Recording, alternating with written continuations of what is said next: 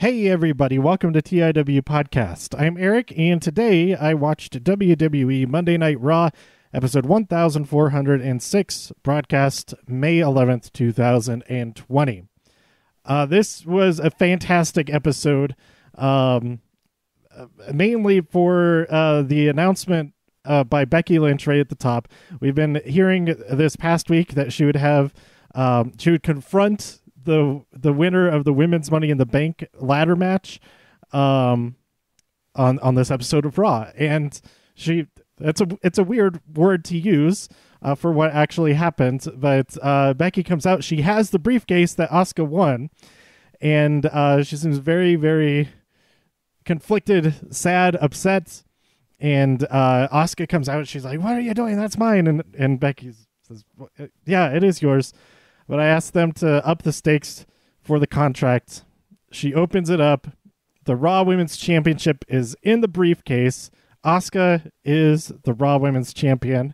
And Asuka's super excited. She runs around a little bit, is dancing. And then Becky says, "You go be a warrior. I'm going to go be a mother." And it was awesome. Then Asuka's really, really happy for her. Everybody else is really happy for her. And it was great. So congratulations to the Ma, Becky Lynch, or the mom, either way. That's really, really cool for her. But then backstage, everyone was hugging her, and I'm like, no, everybody stay away. Don't go near her. Don't get her sick. What are you doing? Stop it. So hopefully she's okay. Up next, the rest of this episode, there's some really good stuff. So, and when I get to it, I'll be really excited. But some of this stuff I'm going to gloss over real quick. I am recording this just a couple hours before NXT. I'm only going to watch the first hour of NXT because the Survivor finale is tonight. I'm really excited for that. It's going to be awesome. 3 hours of Survivor. How crazy is that? But anyway, Bobby Lashley fought Humberto Carrillo in a no disqualification match, and Lashley won. Then we had the setup for Street Profits versus Viking Raiders in a basketball match. So weird, but all right. It was pretty funny. I did enjoy it. It was not for the championship or anything like that. Kairi learns about Asuka being the new women's champion, and she is stunned and excited, and that is so fun. And then there is unrest among the Vega crew. Everybody's arguing, and it seems to be Austin Theory is the source of the conflict. So then we have Angel Garza versus Akira Tozawa. Akira gets totally destroyed, and then Drew McIntyre interrupts a big argument between all of the Vega crew, and he first claymores Austin Theory, and Andrade and Angel both find that hilarious, but then they get attacked as well. They don't think that's hilarious, and then we get Drew McIntyre versus Andrade, champion versus champion. Anybody forgot Andrade is the United States champion. And Drew wins this he wins this champ to champ conflict. And then Drew addresses this brand to brand invitation, which is the first time I was hearing about it, but it seemed he was talking about as though they had already talked about it earlier. I don't know what it is. I guess it's kind of like the wild card rule from last year, but now it's a brand to brand invitation. But next week, Drew McIntyre will fight King Corbin. All right, King Corbin's going to be ended very easily. And also Drew said that Seth put up a hell of a fight. It was a hell of a match. So that was cool. Lana yells at MVP backstage after MVP tries to recruit Bobby Lashley. And later on, I'm going to skip ahead to this because we had a match between... It was a 6-man tag team match. We had Cedric Alexander, Ricochet, and R-Truth, or Little Ricky, or whatever that character name is. He has the goofy fake teeth in there, and it goes cross-eye or whatever. Fought against Brandon Vink, Shane Thorne, and MVP. So after this match, R-Truth won the match, which was cool. But then Bobby Lashley came out and attacked R-Truth, and so he was helping MVP.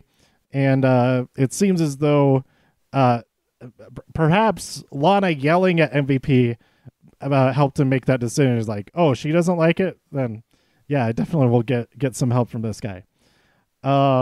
Also at the beginning of the match, it was so funny. R-Truth did his splits thing, and Shane Thorne was like, "What are you doing?"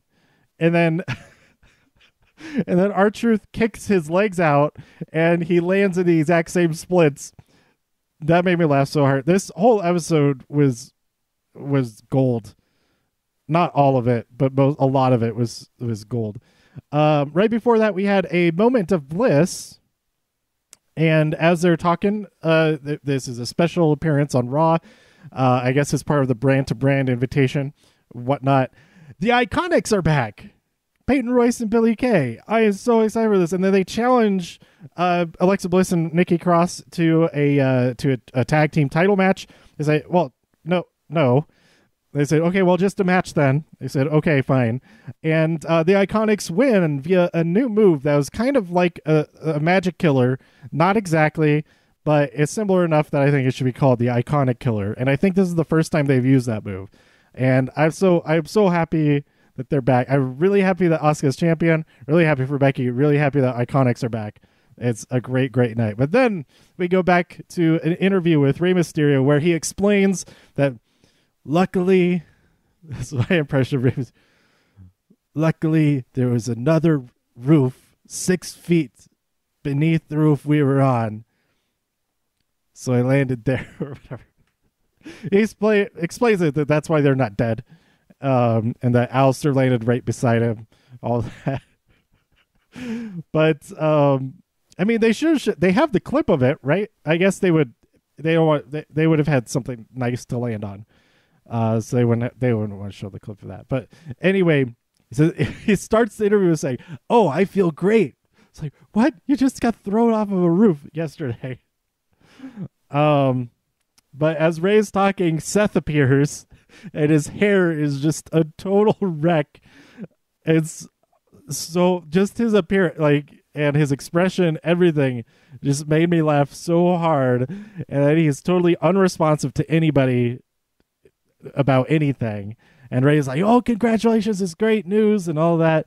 And then Seth just walks away. And then Ray goes, "What a dick." Amazing. Oh, it was so funny. I can't remember any other time somebody has said that phrase on a WWE show. And because it coming kind of out of nowhere for that. Totally makes sense. Like it's not out of nowhere. It makes sense why he said it. But not expecting anybody to say that. So funny.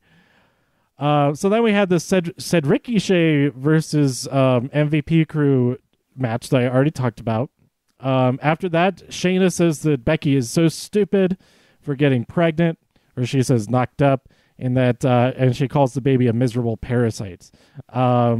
Skipping ahead, Natalya is really mad at Shayna for what is this? What is that word that I wrote down? For bad-mouthing the sanctity of motherhood or the miracle of motherhood or whatever. And then Shayna challenges her to a match or whatever, however that happens.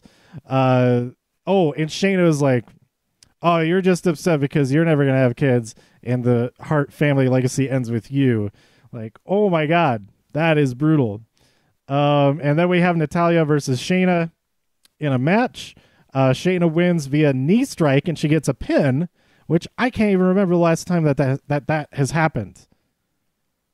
It's like either the match is called because she injures her opponent, or tap, snap, or nap. That's basically it. That has been her way of winning matches forever. that I can think of in all of NXT, all of the main roster matches. That's been the only way that she has won matches. So that was kind of crazy. We saw a pinfall win a match, and I'm kind of excited for that. If she starts winning more matches with pinfalls, I can start getting more excited about Shayna Baszler matches that they could end at any point. Not just when she gets that Kokina clutch in or Kirifuda clutch in. Hers is the Kirifuda clutch. Anyway, skipping backwards again. AJ Styles is really pissed off after lots of people mad, lots of people happy on this episode. He's really pissed off after watching a little preview of the Undertaker documentary. I didn't know that that's going to be 5 parts, so I'm kind of glad I haven't watched it yet. I think I'll be good watching it when it's one big thing. That's probably like 3 hours long or whatever. Are they? They're doing this like? Oh yeah, they are doing it. Like, because that's, yeah, they're kind of they're kind of copying the Michael Jordan documentary, aren't they? But if they're going to do it for anybody, it makes sense to do it for the Undertaker. Okay, then we have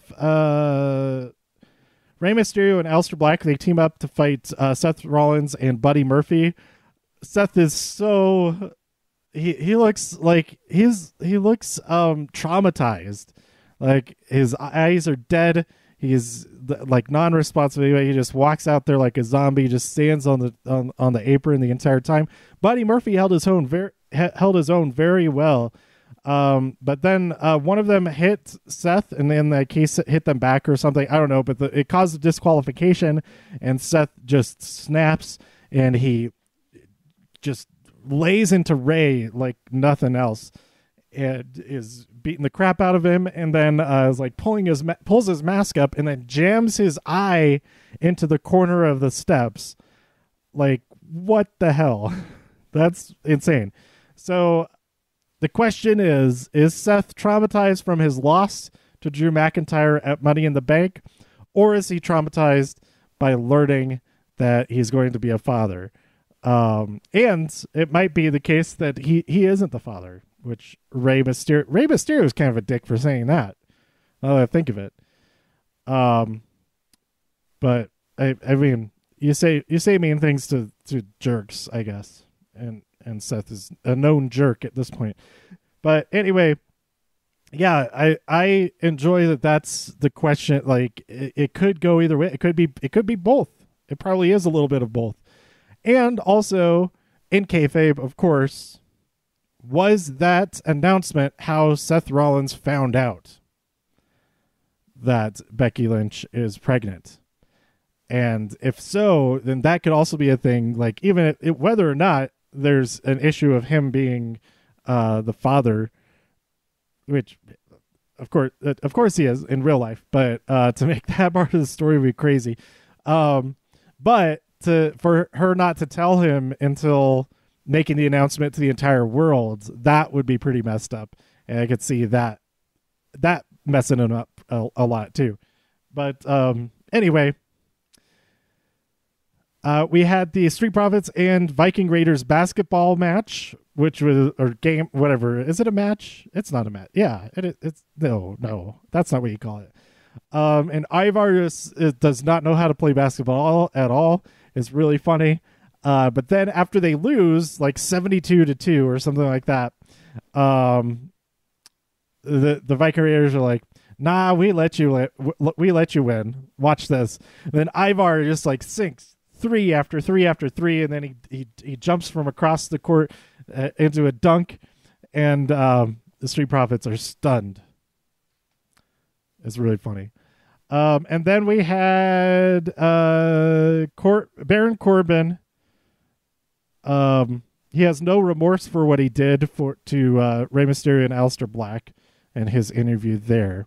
And he's excited to come and fight Drew McIntyre, because Drew McIntyre was just his lackey back when they were on the same brand. So he's going to show him what's what, I guess. And then the final segment, Randy Orton comes out as Edge is talking and says, "You know what? I want to congratulate you. The better man won that match." And then he tries to leave. They can't do it. Comes back. okay, better man won, but the better wrestler didn't. I challenge you to a wrestling match without all of that other stuff, because I'm a better wrestler, and I challenge you to a match at Backlash. And we don't get we don't get an answer from Edge, but I think it was Charlie who was in the ring with them. She's like, well, if this match does happen, it's going to be the best wrestling match ever, or something like that. Like, what? You didn't need to say that. That was kind of trying to fill the awkward silence, but it was still pretty fun. So there you go. That's this episode of Raw. I'm excited for this week's NXT, what's going to happen next on Raw, and some stuff is going to carry over into SmackDown because of this brand-to-brand whatever thing. There's also some news that was, I guess it was linked. No, it was announced. I think it was also announced on the bump. But Sami Zayn has been stripped of the Intercontinental Championship because he will not be appearing anytime soon. And so, there's some type of tournament. I don't know the details of that, but I just heard that there's a tournament to crown a new Intercontinental Champion, which will probably be won by Dolph Ziggler because he won the last time that this happened, about a year and a half ago. It was right at the end, it was like right at the end of 2018 or the beginning of 2019, where Dolph made a surprise return. No, it was the year before that, because he made a surprise return at the Royal Rumble last year. Yeah, that's it. Or it happened a couple months earlier, like in November, December, and then he left, and then he came back at the Royal Rumble after losing to Bobby Roode or something like that. Anyway, we'll see how all that goes down on SmackDown later this week. NXT, we have a tag team championship match. Timothy Thatcher will help Matt Riddle defend the tag team championships against... Who are they fighting against? Imperium. That's right. Marcel Bartel and Fabian Eichner.